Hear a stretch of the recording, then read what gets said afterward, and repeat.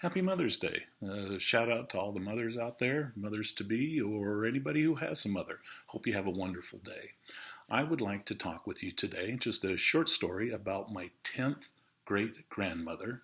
Her name is Susanna White. She was born in England about 1592. Her maiden name was actually Jackson, Susanna Jackson.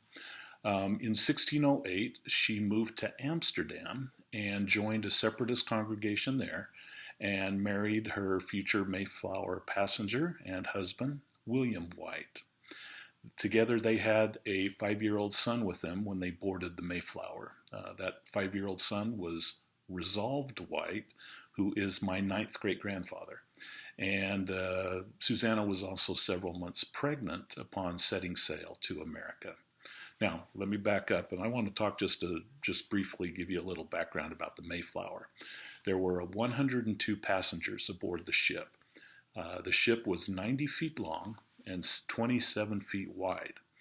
By way of comparison, if you ever play tennis, singles, not doubles, but singles, the regulation court for singles tennis is 78 feet long and 26 feet wide.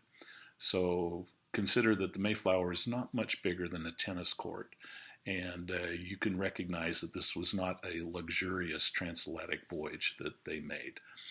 They set sail out of England on September 16th in the year 1620 and spent about 66 days at sea.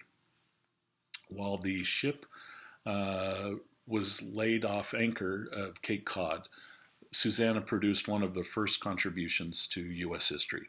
The first English-born child in America, a son by the name of Peregrine, who is one of my great-uncles. There were 19 women, adult women, who boarded the Mayflower when it set sail, and only 4 of those 18 survived that very first harsh winter. Susanna's husband, William, my 10th great-grandfather, also died during that first winter. He passed away in February of 1621, leaving Susanna now as a widow with a newborn and a 5-year-old boy.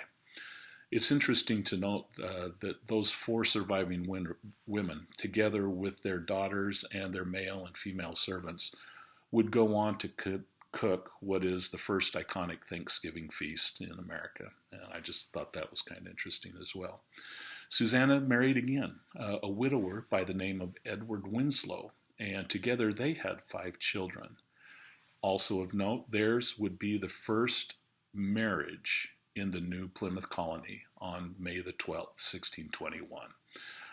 Susanna would have been one of the more prominent figures in the new settlement, married to Edward, who was a leader in the community.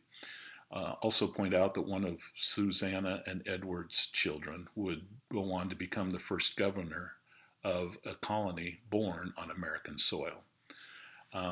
There is some dispute about where Susanna is buried and when she died. I found several different accounts of that.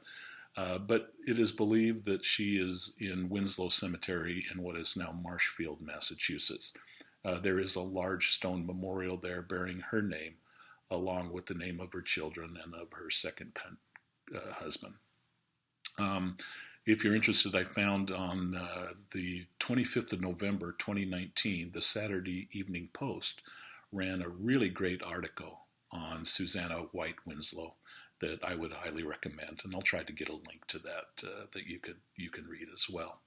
So on this Mother's Day, I recognize and remember all mothers for their sacrifice, their dedication, their love, and their service, and I give a hearty shout out to Grandma Susanna as the mother of the first English-born child in New England, the first bride in New England, the first lady of the Plymouth colony, and the mother of one of the first native-born governors of an American colony. So with that, I'll wish you a good day. See you next time.